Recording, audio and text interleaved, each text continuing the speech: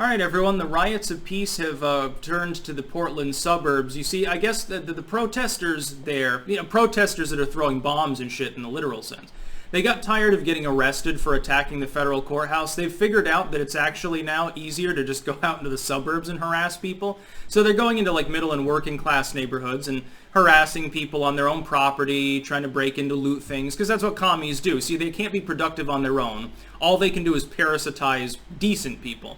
And so, link in the description.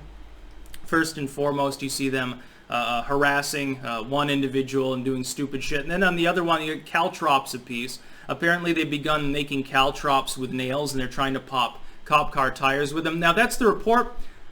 Cop cars normally have steel belts in them that will allow them to keep working, though, even if the exterior is shredded. So I'm thinking that they're probably just trying to pop anyone's tires with these.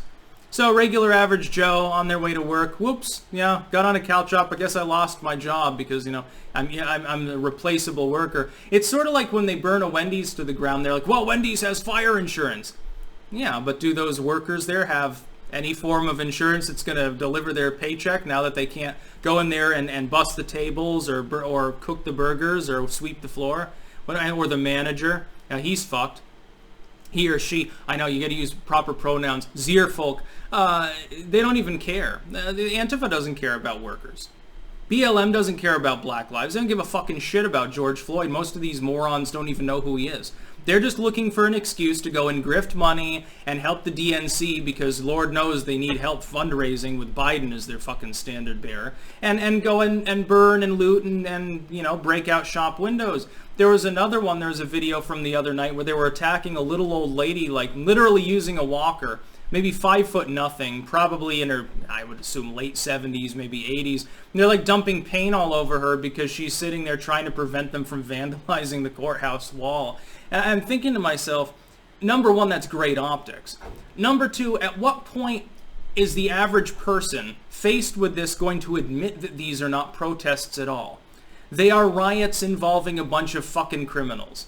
Some of them are politically motivated. Some of them are just commie scum. Some of them are opportunist grifting neolibs pretending to be left-wing, namely most BLM members. And then some are just, looters. They don't really care about politics. And I think there are also just some violent people there, like psychos that don't even give a shit.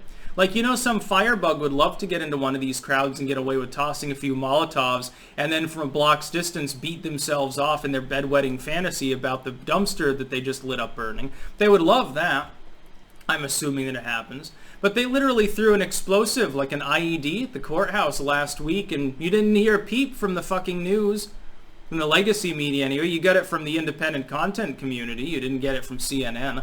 Now I gotta talk about that shit. Try finding anything about riots on CNN. They don't even use the term. It's like their editorial team silently agreed, and I'm sure there was no coordination about that either, that they would use the term protest or not talk about it at all.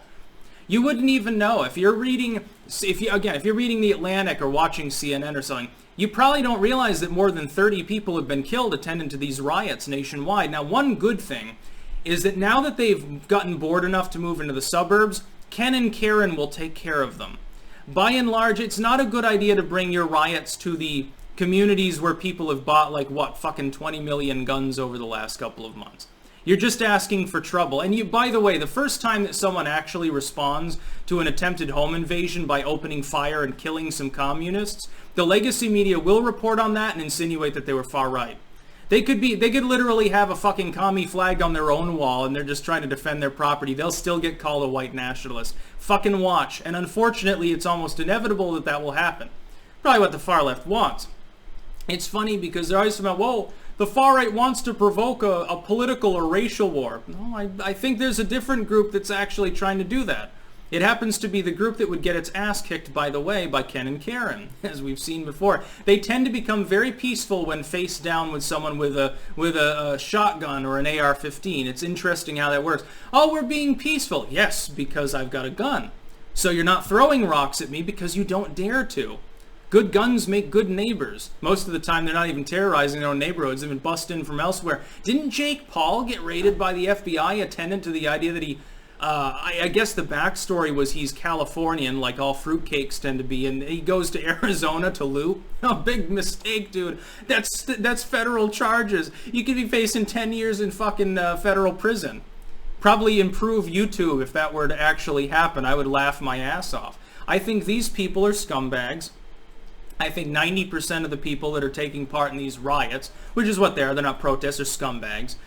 Then there's 10% of them, they would be normal, rational people, but I mean, coronavirus lockdowns have made them crazy, so, you know, they're just throwing rocks.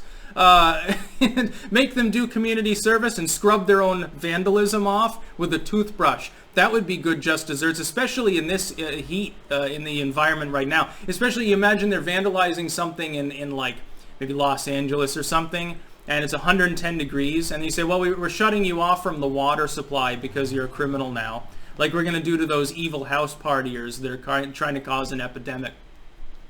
But anyway, in most U.S. cities, the riots have dissipated for the most part. There's still like sporadic looting, occasionally a dumpster fire, but it's kind of lower down.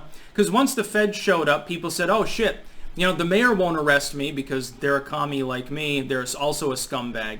But the feds will, so I think that I'll just go home. I'll go back to my basement, to my tendy vendor, and get Daddy's credit card, and then I'll buy myself another dragon dildo in order to console myself about my own miserable existence. That's what happened with most of them. Portland and Seattle, though, are special cases because Portland's basically Antifa HQ, and Seattle a close second. That's why Chaz was there. You've got enough far leftists in those two particular urban areas to keep the rioting going until they're slowly picked off by the feds. And really, the feds need to respond much more appropriately because the local police won't do anything. Even if they haul them in, the prosecutor won't prosecute. They'll just let them go. This has happened over and over again. It's basically catch and release for some of the most violent criminals that we face. These people are committing arson, attacking private homes, assaulting little old ladies, building IEDs. These are terrorists in some cases under legal definitions, and under all definitions they're at least petty criminals. The prosecutors won't prosecute though. They say, oh, well, it's not that bad. Yeah, 5 counts of aggravated assault, 2 counts of arson, 3 counts of sexual assault. Yeah, that's okay. Yeah, okay, I'm releasing you upon your own recognition. Oh, your bail's set at 10 cents. Oh, you don't have 10 cents because you don't have a fucking daddy's credit card at the moment? That's okay, I'll cover it for you. George Soros says hi. It's a bunch of fucking bullshit. That's about all.